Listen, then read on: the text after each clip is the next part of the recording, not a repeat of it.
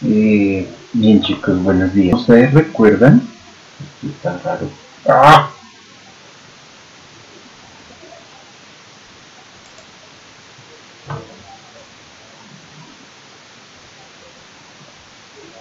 Como ustedes recuerdan, no, téngamelo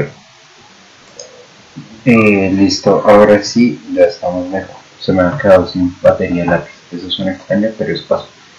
Como ustedes recuerdan, estamos trabajando en este momento una parte de la filosofía que se llama la filosofía de la mente, que es un momento de la filosofía en donde específicamente vamos a trabajar pues todos estos problemas que están relacionados con la mente. Lo habíamos mencionado hace 8 días y habíamos trabajado sobre algunos elementos, especialmente algunas preguntas. Habíamos dicho que para esta sesión íbamos a centrarnos en un texto que va a ser, bueno, yo les había dicho que el texto era de Mark Bloch, pero no, una confusión, perdón. El texto es de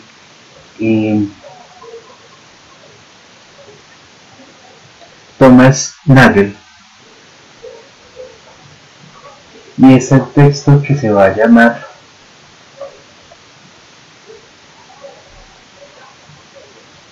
¿Qué se siente ser un murciélago? ¿Sí? Y con este texto vamos a entrar a trabajar dos elementos muy importantes de la filosofía de la mente, que va a ser, empecemos por el qué es la mente, y un segundo elemento que van a ser lo que nosotros dijimos antes, los qualia, ¿sí? Las actitudes cualitativas.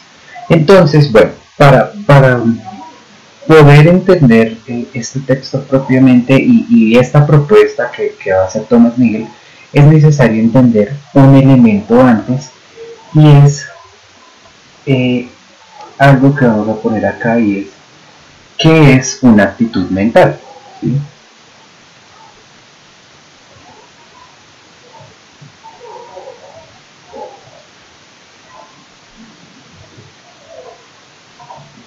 ¿Sí?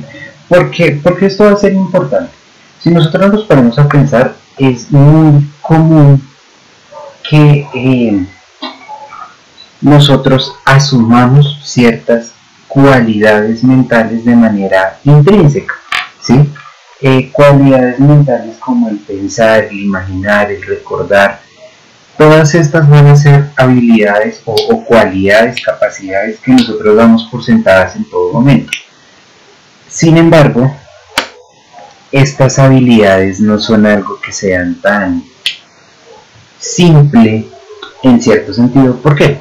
Porque si yo cojo y les digo una actitud física, ¿sí? Les pregunto por una actitud física, ustedes pueden decirme, no sé, estar quieto, ¿sí? Entonces, quedarme quieto de una u otra manera es una actitud física. Mover un brazo es una actitud física. Peinarme, saltar, correr, todo ese tipo de situaciones son actitudes físicas. Pero la pregunta es, bueno, y cuando yo les digo ¿qué es una actitud física? Posiblemente me digan, es un movimiento en el cual hay una interacción del cuerpo, ¿sí? Entonces, en toda actitud física hay una interacción del cuerpo, así sea quedarme quieto, porque pues yo le estoy haciendo que así. Pero cuando yo les pregunto ¿qué es una actitud mental? Pues aquí tenemos un problema, ¿sí? Es decir, ¿qué sucede cuando sucede algo en nuestras mentes?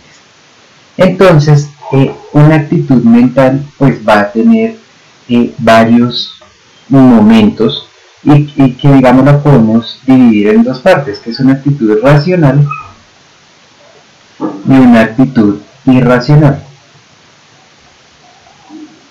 ¿Vale? Las actitudes racionales generalmente las vamos a relacionar con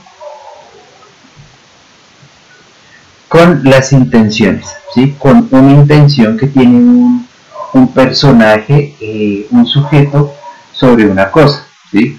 Nosotros habíamos dicho la clase pasada que eran estas intenciones, que eran situaciones en donde una persona, que eran inenarrables, o sea, no se podían contar, que eran de primera persona o de conocimiento directo, y otras cualidades que en este momento no vale la pena recordarlas, pero pues estas son las actitudes intencionales.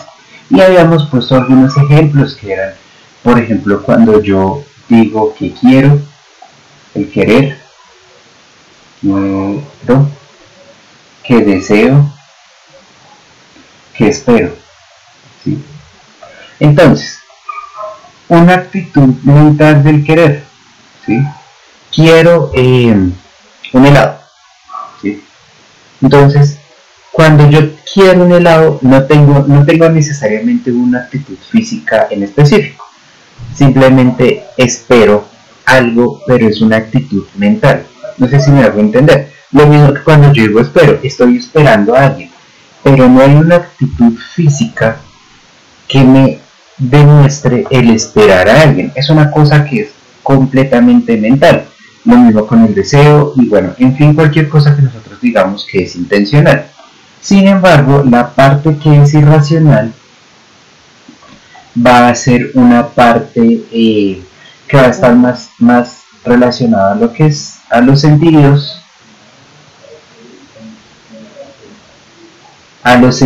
pero no sentido físico como por ejemplo el tacto o algo así, sino los sentimientos y las emociones, ¿sí? ¿Por qué hago esta diferencia? Y ustedes dirán, bueno, ¿cuál es la diferencia entre un sentimiento y una emoción? Nosotros nos podemos sentar largo y tendido a hablar sobre esto porque hay muchos autores que van a decir un sentimiento y una emoción son diferentes en el sentido en que una emoción que viene de emotio es una actitud interna que te lleva a moverte, a hacer algo, ¿sí? Entonces, por ejemplo, muchas personas, el dolor, el miedo, este tipo de cosas, los mueven, pero generalmente es una cosa que viene de afuera, ¿sí? El sentimiento es más cuando hay algo que te mueve, pero es algo que tiene una relación con algo racional. Entonces, es muy diferente tú sentir miedo por algo, está oscuro y sientes miedo, eso es una emoción, pero cuando tú te sientes asustado por una situación o algún momento en específico, ahí se convierte más en un sentimiento, ¿sí? Esto puede sonar muy bueno, pero es lo mismo, ¿sí? En algunos autores dicen que no mismo, algunos dicen que no, pero es importante hacer esta distinción por cuestiones más de concepto que de cualquier otra cosa. Entonces, si se dan cuenta, estas cosas parece ser que funcionan solamente en la mente. No hay algo que el cuerpo haga. Yo puedo quedarme quieto y decir, tengo miedo, ¿sí? O puedo decirlo, pero realmente es algo que solamente yo sé y que cuando tengo miedo no es una acción en el cuerpo lo que lo demuestra, sino que si yo cojo y voy caminando muy normal por la vida y digo en algún momento tengo miedo, pues nadie me puede decir lo contrario, porque es algo que como que sucede en mi cabeza acá adentro, o bueno, en mi mente, porque si digo en mi cabeza ya estoy ubicando la mente en algún lado. Bien, entonces esto es lo que vamos a tener a entender como una actitud mental. La pregunta que es con la que inicia Miguel su texto va a ser ¿qué se siente? ¿Sí? O sea, esta parte de acá, este sentido, estos sentimientos y esta parte de sentimiento y de emoción, ¿qué se siente ser un murciélago? Y él va a hacer esta pregunta en relación a un elemento en específico, o bueno, a una postura de la filosofía de la mente en específico, que va a ser la postura fisicalista. La postura fisicalista va a decir que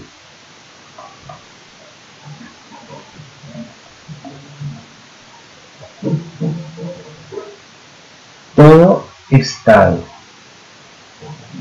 mental es un estado físico, ¿sí? Es decir, todas estas cosas, todas estas actitudes o estados mentales que también se les llaman, todas estas cosas los fisicalistas van a decir, bien, es simplemente una relación física, ¿sí? Es una relación que se da en el cerebro, que se da en esta parte aquí mental, que simplemente se da, ¿sí? Y que sepamos, ellos van a decir,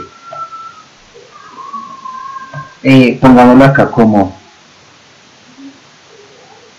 no saber cómo se da no quiere decir que no se ve, ¿sí? Entonces esto es lo que van a decir los fisicalistas cuando uno le pregunta, bueno, ¿y cómo es esta relación entre el estado mental y el estado físico? Él dice, no sé, ¿sí? Va a decir, no tengo ni la más remota idea, pero eso no quiere decir que no se dé.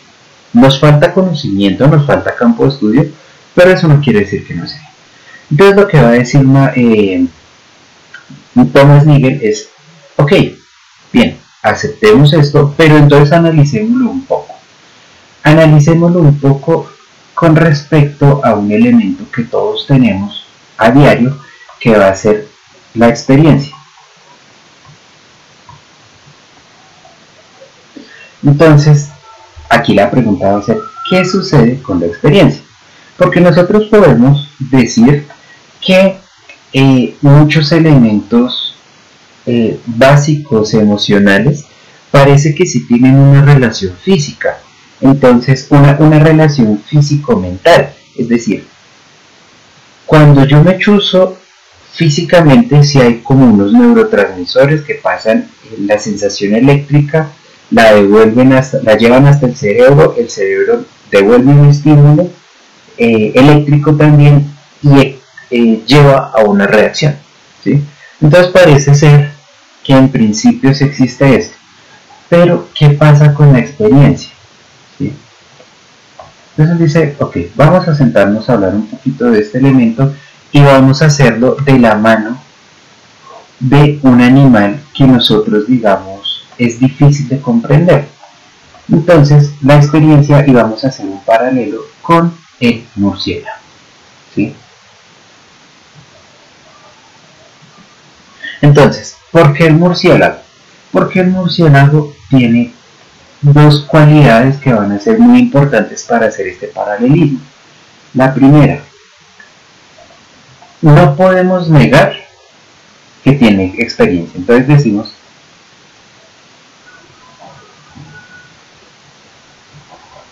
que un murciélago experimenta, ¿sí? Si nosotros cogemos y agarramos un animal o un ser vivo que sea muy alejado de nosotros en la cadena evolutiva, vamos a decir, pero ¿cómo sabemos que tiene experiencia? Por ejemplo, si yo cojo y les digo, vamos a coger un insecto, ¿sí? Un escarabajo. Incluso muchas veces nosotros lo hacemos con las hormigas o con las abejas. Nosotros decimos, las hormigas no saben qué están haciendo, simplemente lo hacen de manera instintiva. Y eso niega un poco la posibilidad de una experiencia, porque si funciona de una manera instintiva no sería diferente a cómo funciona una programación en un computador, ¿sí? Algo que ya está metido ahí en su disco duro y funciona. Entonces no hay una experiencia realmente. Entonces por eso es importante conseguir un animal que sea un poco más cercano a nosotros. Y segundo, además de esto, va a estar que los sentidos, como estos 5 sentidos que nosotros tenemos, son diferentes. Entonces, ¿por qué entonces es importante que los sentidos sean diferentes? Porque si nosotros cogemos y hacemos ahora con un animal que es muy cercano a nuestra cadena evolutiva, vamos a decir, ok, hagámoslo con un chimpancé. Pero un chimpancé ¿Tiene una experiencia? Sí, claro, tiene una experiencia. ¿Y cómo es la experiencia? Ah, pues muy similar a nosotros. Es más, nosotros no estamos dispuestos a asumir que la forma como se da el mundo en la experiencia de un chimpancé, incluso la de un perro, la de un gato, es muy similar a nosotros. Por eso es que a nosotros nos queda muy fácil decirle al perro, por ejemplo, cuando está corriendo de un lado para otro, decir, el perro está emocionado. ¿Sí? Nosotros asumimos que por nuestra experiencia y por la cercanía que tenemos con el animal, de una u otra manera ese está emocionado, tiene una relación con lo que nosotros hemos vivido. Entonces nos digamos como que nos extrapolamos o traspasamos esa idea sobre el animal. Entonces por eso es que cuando los sentidos son muy similares, pues llegamos a este problema. ¿Cuál sentido en específico nos vamos a referir, o bueno, se va a referir Miguel en su texto? Sencillo, el sentido de la ecolocación. Que para los que no saben cuál es, se los recomiendo que vean Buscando a Dory, ahí lo explican, pues no muy bien, pero lo explican. La ecolocación es el sentido en el cual, a partir del eco que genera un sonido, y por medio de ciertos sensores sí, elementos sensoriales especiales que van a hacer un sentido diferente, le permiten al murciélago ubicarse en las cuevas, ubicarse en los lugares de poca luz, teniendo en cuenta que el murciélago es prácticamente ciego. Entonces, listo. Vamos a tener un murciélago con estas dos cualidades especiales, por eso lo elegimos, por eso lo elegimos, y vamos entonces a decir, ¿qué se siente ser un murciélago? Y aquí vamos a tener el primer problema, porque hasta este momento íbamos bien, íbamos chévere, más calmado, hablando despacito, pero ahora vamos a tener el primer problema, y es que, ¿qué se siente ser un murciélago? ¿Sí? Porque tenemos dos opciones.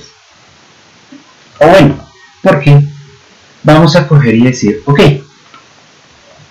¿cómo hago yo, sujeto humano, para entender la forma como siente un murciélago sujeto quiróptero? ¿Sí? Ahí hay un problema, ¿y por qué? Porque, digamos, nuestros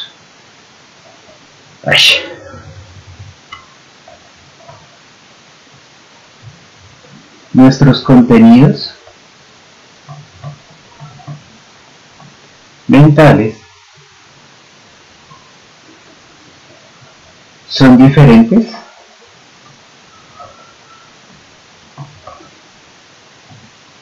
¿sí? Son diferentes. Ahora, ¿por qué son diferentes? Pues muchos autores van a decir, o bueno, Miguel va a decir, ok, son diferentes porque si los sentidos son diferentes, si la forma como siente el mundo es diferente, es imposible que esta experiencia sea igual a la nuestra. Es decir, si el murciélago ve el mundo desde la ecolocación, es imposible que nosotros hagamos un paralelo a nosotros, que no tenemos ecolocación, de qué es lo que está sintiendo. ¿Sí? Ahora, entonces, de entrada debemos decir esto. Sí, nuestros contenidos mentales son diferentes. Ahora, vamos a coger alguna otra pregunta. ¿Podemos hacerlos similares? ¿Sí? Es decir, podemos hacer que estos contenidos mentales que estamos hablando acá arriba sean similares a los contenidos mentales que tiene un ser humano. Nosotros podríamos decir, sí, realmente hay una forma. Digamos que hagamos el ejercicio mental y vamos a decir que un gran científico, loco en esta vida, porque ¿quién más se va a poner a hacer esto? Pero un gran científico va a construir un casco de colocación y que nos va a tapar los ojos para que no veamos, obviamente, y va a hacer que nosotros sintamos lo que es la ecolocación, ¿sí?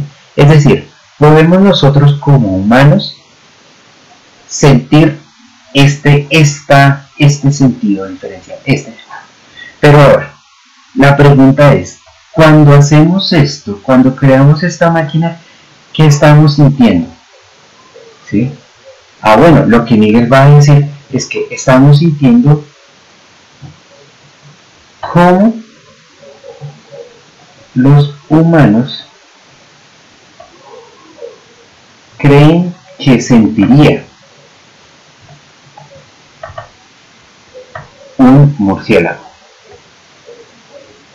¿Cómo así? Sí, claro. Cuando nosotros construimos todo este armatoste de casco, no estamos realmente recuperando lo que se siente ser un murciélago. Estamos recuperando, estamos construyendo o imaginando aquello que el ser humano considera que se siente ser un murciélago. Y aquí ya encontramos un gran problema. Porque si cuando nosotros hacemos esto se convierte en lo que el ser humano considera que es ser un murciélago, entonces, ¿qué siente que es ser un murciélago? ¿Qué siente un murciélago? La respuesta que podrían dar los fisicalistas, porque digamos esto no lo responden realmente, los fisicalistas van a decir, ok, aquí vamos a decir fisicalistas. Los fisicalistas van a coger y decir, ok, entonces vamos a hacer un análisis objetivo de la experiencia. ¿Sí? Vamos a hacer un análisis objetivo de la experiencia. ¿Cómo logramos nosotros hacer un análisis objetivo de la experiencia? Pues la forma más sencilla y que hemos trabajado durante los últimos, durante el último siglo fuertemente, pero digamos los últimos 2 siglos, es la, llamémoslo, reducción científica. Entonces, la reducción científica, ¿qué es lo que nos va a hacer? La reducción científica va a tomar, vamos a ponerlo con el color, va a tomar la ecolocación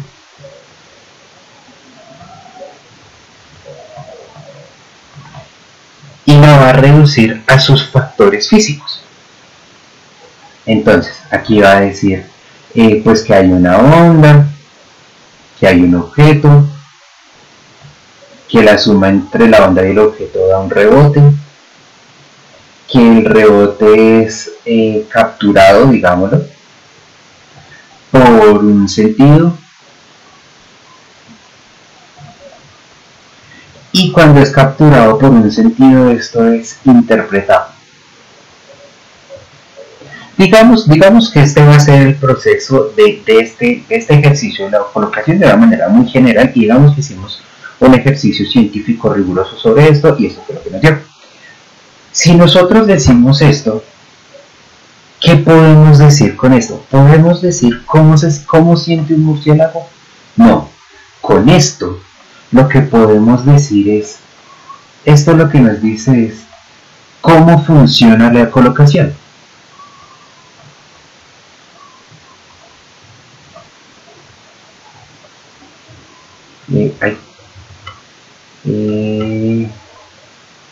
Colocación.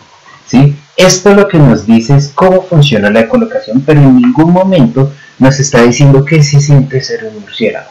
Entonces volvemos y nos encontramos con un gran problema, y es, no sabemos.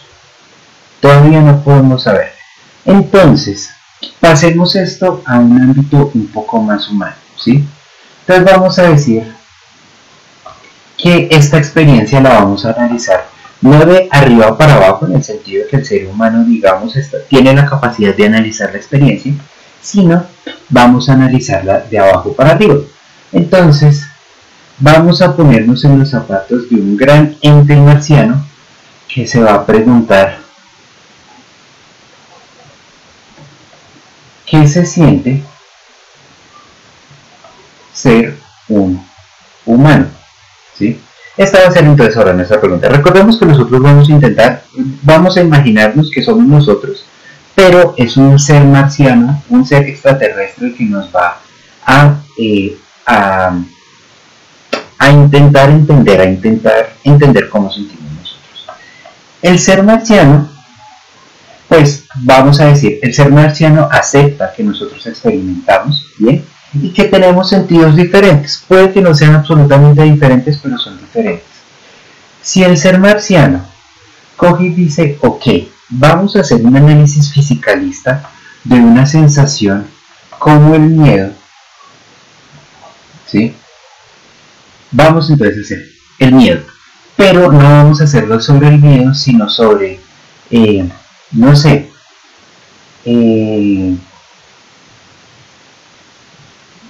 vamos a decir, un miedo muy personal mío, o sea, que es de mi caso. Miedo a que, a que las personas se acerquen a los bordes. Yo tengo un miedo irracional con esta vaina, no ríanse, pero a mí me da un pavor que no se imaginan ver a alguien acercarse a un borde, y más si estamos en un edificio. O sea, si es un lugar bajito hasta un piso, cuando ya son 2 pisos para arriba me da un pavor horrible. Pero listo, este va a ser un miedo, esto va a ser el miedo que estos alienígenas van a querer entender, ¿vale? Entonces, se me acabó el tablero. Vamos a escribir acá arriba. Entonces, ¿qué van a hacer con este miedo? Ellos van a decir, ok, teniendo esta idea, pues vamos a hacer un análisis físico de este miedo. Entonces vamos a decir que es un miedo que digamos, ¿cuál es la causa del miedo? Bueno, la causa del miedo ya la sabemos, entonces la vamos a escribir. Esa es la causa psicológica del miedo. Bien. Ahora la causa física. Un aumento en la adrenalina.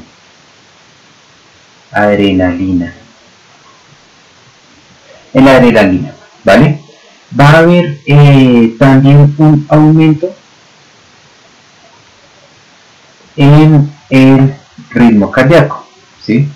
Entonces, cuando una persona siente miedo en general, va a haber un aumento en el ritmo cardíaco.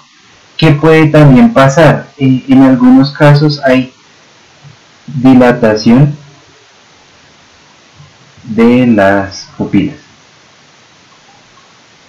¿Qué más se da cuando una persona tiene miedo? Tensión de los músculos. Tensión muscular. Ok, bien. Listo. Digamos que esto es lo que la causa, o sea, la causa psicológica o el suceso y los elementos del miedo, ¿vale? Los elementos físicos del miedo. Hemos dicho entonces que hemos encontrado, podemos entender la experiencia de Camilo sobre el miedo a que alguien se acerque al borde. No, otra vez no. Aquí lo que podemos entender es la causa o las razones del miedo, ¿sí? Pero no podemos otra vez entender ese miedo. Podemos decir exactamente otra vez cómo funciona ese miedo, pero no qué se siente ese miedo. Entonces, si se dan cuenta, todo esto parece ser que nos dice que reducir de una u otra manera la mente a este fisicalismo es muy difícil. Miguel no va a decir es imposible o no es imposible, él dice con el paso del tiempo nos daremos cuenta, pero por lo menos con lo que sabemos hoy en día, las investigaciones que tenemos, es muy difícil. Entonces parece ser que más allá de lo físico hay algo que se le escapa a la mente. Si nosotros quisiéramos saber qué se siente ser un murciélago de manera completa, no sirve ser humanos. Tenemos que ser murciélagos para saber qué se siente ser un murciélago. Si nosotros queremos saber ¿qué se siente ser? Lo que sea, parece ser que necesitamos ser eso. Tenemos que vivir la experiencia no solamente en el cuerpo del otro, porque nosotros, nosotros podemos hacer otro análisis y es, ok, bien, vamos a coger y vamos a profundizar un poco en esto, y ya para terminar vamos a decir, pongamos este caso hipotético, vamos a trasplantar la conciencia, o sea, no el cerebro, la conciencia de un hombre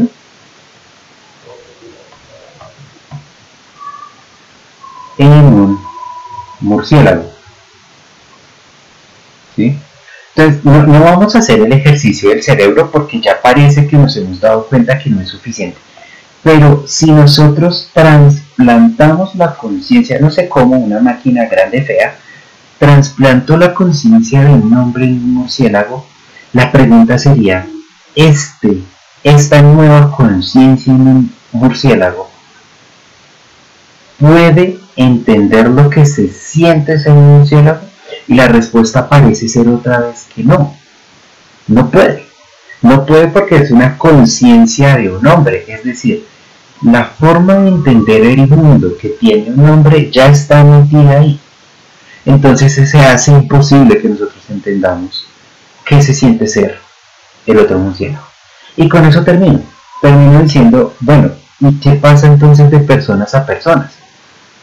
Porque si nosotros no podemos entender físicamente las sensaciones de los otros, o sea, de otro, ¿cómo hacemos para decir que entendemos las sensaciones que tiene otro? Y nosotros lo hemos asumido durante mucho tiempo. Nosotros decimos que las sensaciones físicas que tiene una persona son imposibles de compartir. Yo no puedo sentir tu dolor, o yo no puedo sentir lo que tú estás sintiendo en este momento. Me puedo hacer una idea, pero no puedo llegar a entender propiamente lo que siente la otra persona. Y si no puedo entender propiamente lo que siente la otra persona, si no hay fórmula matemática, pues acá quedan los estados mentales como que, o fórmula matemática biológica científica, aquí quedan los estados mentales como, y las actitudes mentales como que, bueno, entonces, ¿a dónde pertenezco yo? ¿Qué está pasando conmigo? ¿Soy al fin si soy físico o no soy físico? Bien, chicos, con este tema terminamos, con esto terminamos la clase de hoy. Espero que todos estén muy bien, estén muy juiciosos, y nos hablamos ahorita en la clase de Keller, de Keller otra vez.